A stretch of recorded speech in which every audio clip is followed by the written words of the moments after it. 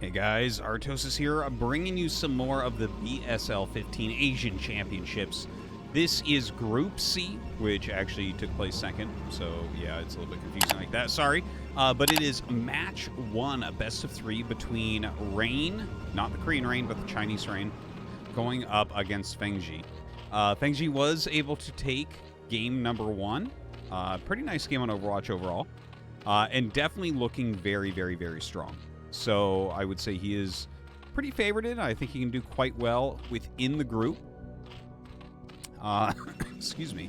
But now we are going to go on to a very different map. We're going on to Longinus. And I did get to cast this semi-recently and mentioned before, you know, this is a very old map. We used to play this map all the time in like 2006, I want to say, is when this map was really, really popular, something like that. These days, like, I haven't seen it in years, to be honest. But definitely a fun map, a lot of good memories. It's a 3-player map. You have a flat main that goes into a flat natural. This is a third base location, a mineral only, right outside. So yeah, it definitely plays a bit different than a lot of maps. Like, there are definitely rushes that you can do because there aren't any high ground advantages. The high grounds are the 4th base locations as well as the center of the map. The center of the map actually looks a lot like Largo, if you know that currently very popular map, where it's huge ramps going up into just kind of a large middle ground area that's raised up. Anyways, we have Rain scouting around right now. Looks like he's going to come out and throw down a Forge. He is scouting Fengji a little bit late, and it is a pool first, but not a super, super fast pool. So definitely Rain not really in any trouble Zergling-wise here. He should be completely fine, I would say. And as this probe comes down, he's going to see, okay, there's the drone, here's the pool. He's going to have a good idea of those timings, and we'll see. I imagine he's just going to make a single cannon here. Here comes that probe getting ready for it. And yeah, I think he should be just completely safe here. Oh, and actually goes for the double cannon.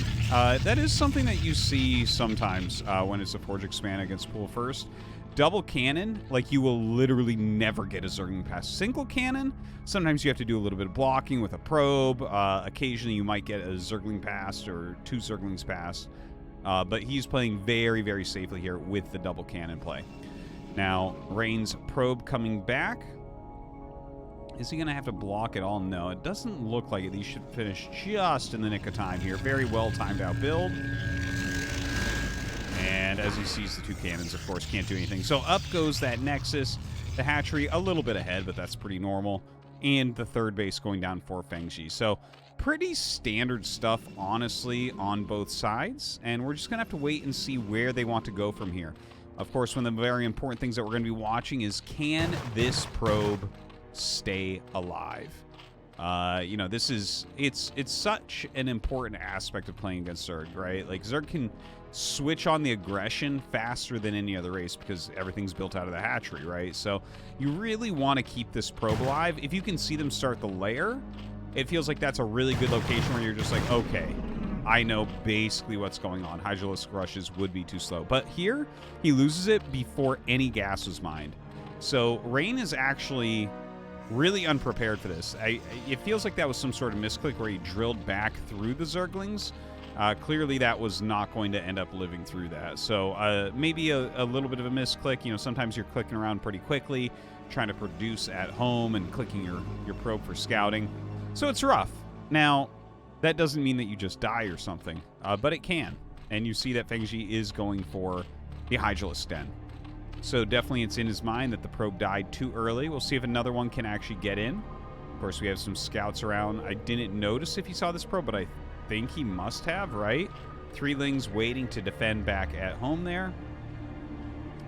And yeah, like, Fengji figured this one, or Rain rather, figured this one out. Fengji is definitely going hyper aggressive, getting that Hydralisk speed right now.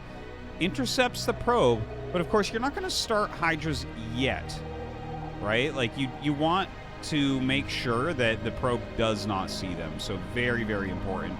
Morlings coming out to try to help catch that probe. Of course, excuse me, watching the front with this Overlord. The Stargate, yeah, it's coming right along. And he kills off the probe. Okay, so this is where you can really begin Hydralisk production, right? 2 Overlords are on the way as well. He's just about supply block, but that is about to become undone. And it should be nothing but Hydralisks for the next little bit. And of course, this is all so very common for the matchup, right? Like 3-hatch Hydra Bus come all the time, and a lot of times you scout it with your Corsair. Now here, this feels pretty fortuitous for Rain, like a smart move to send his Zealots out. There's not that many Lings. The 5 Lings can't really fight against these. So he sends these out, and now he sees the Speed Hydra. So this is where he can just add 1,000,000 cannons at home. Like, seriously, he should add a lot of cannons right now. Seeing these Hydras is a big eye-opener. He knows exactly what's going on. Okay, a couple cannons get started. Is that enough? He is actually going to get an Overlord pick, which is really, really nice as well. Several Hydras coming down. Of course, you never know exactly how many Hydras Zerg is going to make. Most Zergs, I would say, definitely do go very, very hard on the Hydras, but sometimes you see, like, a middle amount of Hydras come down. Force cannons, maybe... What am I even looking at? Oh, my God. Looks like he was actually targeting that Corsair and then wasn't paying attention for a moment. Ends up taking a lot of damage there that definitely he did not want to take. Down goes the Overlord. So far the defense from Rain, very, very good. Another Zealot walking down, and he is going to see actually the started layer, which is great scouting intel, as well as a macro hatchery here. So it seems as if this is, you know, we see in the production tab just a bunch of drones. It seems as if this is not as aggressive as, you know, at least I thought it was going to be. But the thing is, you can be a little bit reactive with this as Fengji, right? Like, he did force a lot of cannons. We already had the 2, so he forced 4 more cannons. Don't forget, a cannon costs the same as a gateway, so that's, like, much slower gates. And, you know, as the range has finished up, he can start hitting these buildings on the very outside. He should be able to get the forge as well. So, still getting a decent amount done. Getting his macro rolling. Look at this. Evolution Chamber, another hatchery, so going up to 5 hatch already. Gonna have the layer as well. Now gonna try to place these Hydras so that they can hit the forge. You have to be very careful about that. You don't want the cannon hitting anything. You gotta kind of wiggle it forward a little bit and hold position. This is the way to kill that off. Now, +1 attack already finished. So he's going to force a cancel on +1 armor, but it doesn't matter that much. If you cancel an upgrade that's been going for a while, amazing. But in this case, you know, it's only a few seconds difference. So definitely not the end of the world for Rain here. All right, let's take a look for Fengji. He is actually getting a Lurker aspect right now, as well as that +1 range attack. So it does look like he wants to go into, you know, a more containment-based strategy. Like, you can turtle technically with Lurker play, but there wouldn't be a reason you'd want to do that here, right? You know that the gateways are going to be a little bit late. You can definitely get some Lurker Hydra going, and those contains are some of the hardest in the game to really break out of. Now, this 1DT did slip by the side. Rain getting at least something out onto the map here. Let's take a look. Yeah, a couple Overlords are waiting. He might go visit this 4th base location. Nothing there yet, but not a bad place to check with that DT. Sometimes you're going to be able to catch them if they don't have Overlord speed. You know, maybe force a cancel on a hatchery, that type of thing. Here we see that Overlord speed is, in fact, on the way. This layer, about halfway done. DT going to poke in, even if you can see it. If there's nothing standing there, the DT can walk up and one-shot drones. So, turns around, and now he knows that there is going to be a DT over here, most likely trapped. So the Overlord coming over, and as Overlord speed finishes, should be able to clean that up. In the meantime, just a very small Zealot harassment force comes down. By the way, look at this. A Dark Archon being made. Oh my god, I love it. Okay, so he doesn't have many Corsairs. Another Corsair coming. He did see the layer being made. So I think he's just going to get Maelstrom here after Psystorm. And that is an amazing play. I've seen this from some very top-level Korean players lately. Where occasionally... Yeah, see, there it is, Maelstrom. Occasionally, they'll just do this, where it's like, if someone opens up Hydra first and then goes into layer, it's super common to pop out some mutas to pick off High Templars. But if you get a single Dark Archon and go Maelstrom, you will not lose any High Templars, and you'll kill every single Mutalisk basically for free. You just need to hide the fact that you have this. This is why it's in the center of the base. Obviously, there's nothing around that can see it yet. and you only need 100 energy, and Maelstrom is not that long an upgrade. So I love seeing this play from Rain. Really smart, really big brain, and I got to tell you, it's exciting for the future, I think, of the game as well, that we even see units like the Dark Archon, which haven't been as popular, popping up more and more in professional level play. Now, the Lurkers are coming down. Oh, by the way, yeah, just to mention, there is no Spire. So the Dark Archon actually isn't going to really do anything, but it's still a great smart play here. Okay. Obviously, Maelstrom still works on Hydras. It works on Lurkers as well, and it will stop all those things from attacking. So it's still useful. It's still useful, but obviously, for its cost and getting Maelstrom, this isn't something you would ever get if you knew there was no Spire. Okay, so Robo on the way. That is rather late. The containment's going to get really, really big before observers are out. Already pretty big, in fact. Corsair in the middle, pushing around some Overlords still. Kadarian Amulet is on the way, as well as the drop upgrade here for Fengji.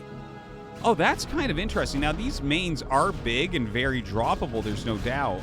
Oh, he sees the Dark Archon. But I think when you have all these units at a contain, well, I guess, you know what? I'll take it back. I was going to say I don't really like the idea of a drop, but I was thinking more of a mass drop. Whereas 2 Lurkers in the side, you get 1 volley off on the probes when you have +1 on 2 Lurkers. Man, you wreck the economy. So, yeah, a move like that would be absolutely fantastic here. By the way, not really surprised to see Overlords in the top right. I got to tell you a really quick little story. I used to play with Sen a lot, practicing for different tournaments. And I found out that he always put his Overlords up in the top right corner because it's a lot of dead airspace. So one game I made 6 Valkyries, went up and killed them all. I then lost because I had spent all my money on Valkyries, but it was a very satisfactory moment. Okay, anyways, back to this game. The Lurkers have walked around there in this Overlord ready for a drop, which means this containment isn't really a containment. We have 23 Hydras sitting here, and that's it. Like, this army will massacre 23 Hydras so ridiculously hard, but a lot of Overlords full of units here. So definitely ready for a counter drop. The Hydra's going to start running immediately. This army is insanely powerful right now. And, like, this army can basically kill everything because it's all split, but look at this. The double Lurker drop. 5 kills, 4 kills. That's 9 probe kills already. Drop comes up into the main base as well. The probes have been run over there. Oh, God, this is going to be very painful. No. Oh, my God. Probe massacre. He falls from 50-something to 19 right now. Oh, that's too bad. That's a little bit anticlimactic. That was a really good army Rain had made. It actually felt like he was playing a very solid game, and then he just lost, like, every probe. The 9 probes here that wasn't game-ending, it was a great move, but getting, like, every probe up here, all Fengji has to do now is just macro. That's it, man. Like, right now their army supply is about the same, and the army quality, realistically, is better for Rain, but he has to clear all this, not allow more Lurkers to come in, and do a counterattack. And it just, that seems impossible, right? And look at all this turtling going on back home for Fengji. He's throwing down Lurkers, Sunkens all over the place. He knows that literally all he has to do is not die to this army. He kills this army one time, he wins. Whereas, you know, he can lose tons of units over and over. We have a bunch of Overlords loading up once again. Looks like there has been some attempts over here. The probe count absolutely devastated. The Dark Archon coming in like, hey, if he gets the Overlords, that's huge. And he does. That's huge. But actually, I don't think he's going to kill them in time, unfortunately. They're going to mostly come out. In the meantime, we do have the main Protoss army coming down towards this 3rd base location. Of course, Fengji does have his 4th up as well. A little bit of harassment still going on here. The probe count down to 17, not looking super hot.